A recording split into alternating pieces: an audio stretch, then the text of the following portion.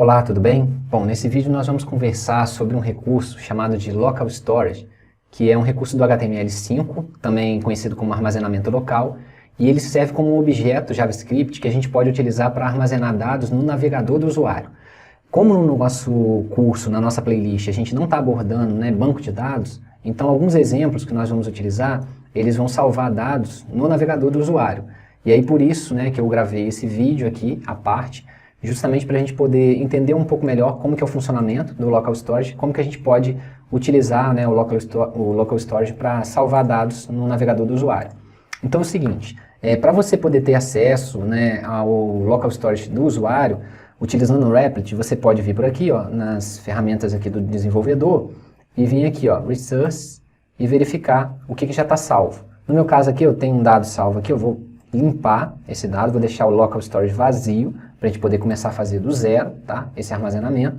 E caso você quisesse abrir aqui uma nova aba, para poder também visualizar o Local Storage através dessa nova aba, eu abri aqui a nossa aba, a princípio não tem nada no nosso projeto, você pode clicar com o botão direito, mandar inspecionar, e aí quando aparecer todas essas abinhas aqui, você vem aqui, aplicativo, e em aplicativo tem essa parte, armazenamento local, no meu caso está em português, e aqui eu posso clicar e visualizar se tem algum dado que está armazenado.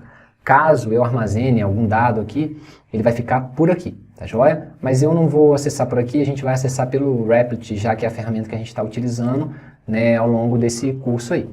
Bom, vamos lá. O que a gente pode salvar? A princípio, a gente vai fazer... a gente vai armazenar um dado simples, um nome de uma pessoa. Vamos imaginar que a gente quisesse armazenar simplesmente o nome de uma pessoa. Então eu vou colocar aqui, Local Storage, ele já completa aqui para mim, ponto set item, e aqui eu vou setar um item, ou seja, eu vou inserir um item, eu vou armazenar um item. E aí o armazenamento desse item é sempre chave valor. Qual é o nome da variável que eu quero armazenar no Local Storage e qual é o valor, a chave do tipo string e o valor. Nesse caso aqui também é o passado do tipo string. Então eu vou colocar aqui Rafael, por exemplo. Então eu quero armazenar nome e o valor Rafael. Se eu olhar aqui o meu arquivo index.html, não está escrevendo nada na tela, mas ele está importando o script.js. Ao importar o script.js, a gente vai rodar essa linha de código aqui e vai fazer o armazenamento dessa variável no Local Storage. Então eu vou simplesmente rodar aqui o meu projeto, eu vou salvar e ele vai recarregar aqui a nossa página aqui, para a gente poder visualizar esse armazenamento aí de variável. Então vou mandar rodar aqui o projeto para a gente visualizar e verificar se o Local Storage já tem uma nova variável. Vem aqui, no Resources, e aqui a gente tem, nome Rafael. Então a gente conseguiu, através desse script, salvar uma variável nome com o valor Rafael no Local Storage. Se eu quisesse obter, cliquei aqui errado aqui, dá um Ctrl Z. Se eu quisesse obter o valor de uma variável armazenada no Local Storage, eu poderia declarar uma variável ou uma constante, eu vou colocar aqui, nome, por exemplo. E aí eu vou acessar novamente o Local Storage, só que agora, como eu quero buscar esse valor do meu Local Storage, aí eu vou utilizar o getItem, ou seja, ele vai pegar um determinado item. E aí ele vai pegar de acordo com a chave que eu passar. Então, esse Local Storage.getItem, passando como chave um nome, vai buscar no Local Storage qual é o valor dessa variável que está armazenada no Local Storage, que é nome. Ele vai armazenar esse valor aqui, então a constante nome agora está valendo Rafael, e se eu quisesse escrever esse valor aqui na tela, no meu index.html, eu posso dar um document.write, eu vou escrever document.write, e aqui eu vou colocar nome. Mas só para ele não aparecer, eu vou colocar num parágrafo novo, então vou colocar isso aqui dentro de aspas, só para ficar numa tag P aqui, e vou concatenar com esse valor que ele está buscando. Então, se tudo der certo, na hora que a gente rodar aqui, olha, foi lá e escreveu o valor da variável nome que está armazenado no Local Storage. Logicamente, eu posso fazer isso para uma variável, no caso aqui, o nome da pessoa, mas eu poderia dar um Ctrl+C, Ctrl+V aqui, e armazenar outras variáveis também. Por exemplo, vou armazenar telefone, e aí o telefone vai ser 12345, 1234, por exemplo. E aí vou fazer a mesma coisa que eu fiz para nome, só que agora para telefone.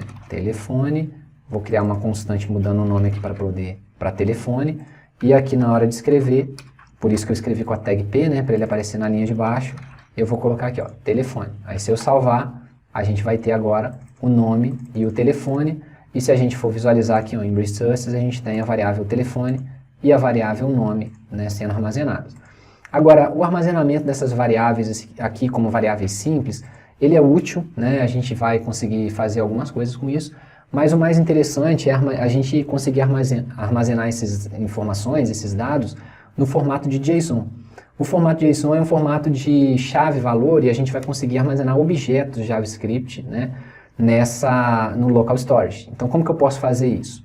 Então, ao invés de eu armazenar nome, Rafael aqui, eu vou fazer o seguinte, eu vou criar aqui um objeto em JavaScript, eu vou chamar esse objeto aqui de contato, por exemplo, e aí, qual que é a ideia de objeto? A ideia de objeto é um atributo, né, no meu caso aqui, ó, nome, aí eu vou colocar Rafael, eu vou utilizar os mesmos dados, tá? Então, eu vou colocar aqui Rafael, vírgula, e agora telefone, 2 pontos, eu vou colocar o mesmo telefone que eu tinha colocado lá embaixo. 1, 2, 3, 4, 5, 1, 2, 3, 4. Então agora eu tenho um objeto, JavaScript, e eu quero agora salvar esse objeto no local storage e não uma variável simples. Como que eu faço, né? Como que eu conseguiria fazer isso? Na hora de salvar aqui, ó, eu vou salvar, eu vou dar um nome de contato também. Contato. E aí na hora de fazer essa inserção, né, desse elemento, desse valor, ao invés de eu simplesmente colocar contato, eu vou utilizar o JSON justamente para fazer isso. Porque essa biblioteca aqui, através, né, da função que eu vou utilizar, que é o string aqui, ó, ele vai converter esse objeto aqui no formato JSON. E aí eu vou utilizar isso também depois para poder pegar essas informações. Então eu vou conseguir fazer essa conversão de objeto para JSON e de JSON para objeto, né, futuramente. Então como que eu vou fazer o armazenamento aqui? Eu vou utilizar essa função aqui, ó, ponto, ele já vai completar para você, ó, string, aí aqui eu vou colocar o nome do meu objeto. Aqui eu vou deletar, porque não faz mais sentido, né, armazenar aqui o telefone, vou deletar aqui também. Aí aqui, ó, na hora de fazer a obtenção do valor que está lá, eu vou colocar, só para não colocar contato, que é uma constante aqui em cima, né, e definir 2 vezes a mesma constante, dá problema, eu vou colocar C. Então criei uma constante, C, agora eu vou pegar um item que está armazenado no local storage, que foi armazenado no formato JSON, era um objeto JavaScript, né, convertido para o formato JSON, e eu quero capturar esse item lá, que foi armazenado com a chave contato. Então ele vai pegar esse item e vai armazenar esse item em C aqui. Só que o que acontece? Como eu quero esse cara aqui no formato de objeto, agora eu vou ter que fazer a conversão inversa. Eu vou ter que colocar aqui, ó, json.parse. E aí eu vou pegar esse objeto aqui, ó, para poder converter, né, esse JSON, para poder converter para um objeto JavaScript. E aí eu posso trabalhar esse C aqui como um objeto. Então, ao invés de colocar nome aqui, por exemplo, eu posso colocar aqui, ó, c.nome, porque C é um objeto, e c.telefone. Então, com a utilização do JSON, a gente consegue fazer o armazenamento no formato JSON e depois que a gente capturar no formato JSON, a gente vai fazer uma conversão para um objeto JavaScript e aí printar na tela. Ele vai imprimir os mesmos dados, né, caso tenha dado certo. E aqui a gente pode observar que é o mesmo resultado, né, que a gente tinha anteriormente, só que agora, se a gente for olhar aqui em Resource, no Local Storage, a gente vai ver que a gente tem o telefone armazenado, a variável nome, e agora a variável contato, que é, na verdade, né, um JSON aqui. A gente tem chave, valor, e esse formato JSON aqui, ele pode ser convertido para um objeto do tipo JavaScript e printado, né? A gente pode printar os atributos aqui de forma separada desse objeto, beleza? Isso é algo que a gente pode fazer, no caso, para um objeto, né? E, logicamente, como a gente conseguiu fazer para um, a gente poderia chegar aqui, por exemplo, e fazer para um segundo objeto. Eu poderia salvar isso aqui, ó, num formato de array, por exemplo. Crio um contato 1, crio um contato 2 aqui, por exemplo, João. Vou colocar aqui o telefone dele, 1, 2, 3, 4, 5, 1, 2, 3, 4.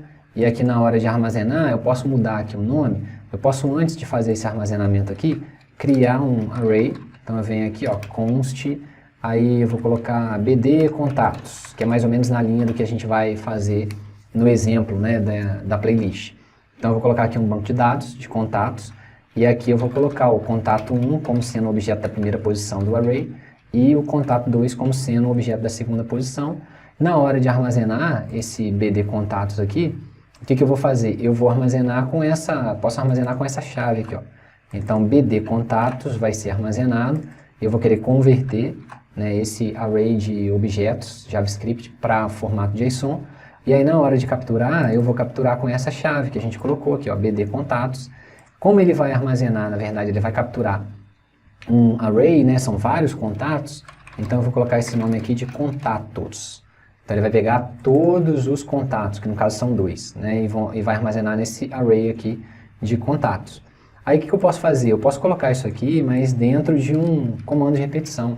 Então poderia criar um for aqui, e aí a gente tem várias maneiras de fazer o for, né? Mas um que eu acho que se encaixa legal aqui é simplesmente criar uma variável aqui, eu coloco of contatos, né? Então eu vou pegar contato por contato da variável contatos, né? E cada vez que ele iterar nesse for, ele vai atribuir as posições, né? Os valores dessas posições na variável c. E aí eu posso pegar isso aqui, ó, que eu já estou imprimindo, vou jogar aqui para dentro. Opa, peraí que eu embolei tudo aqui, ó. Vou recortar isso aqui, para não ter problema.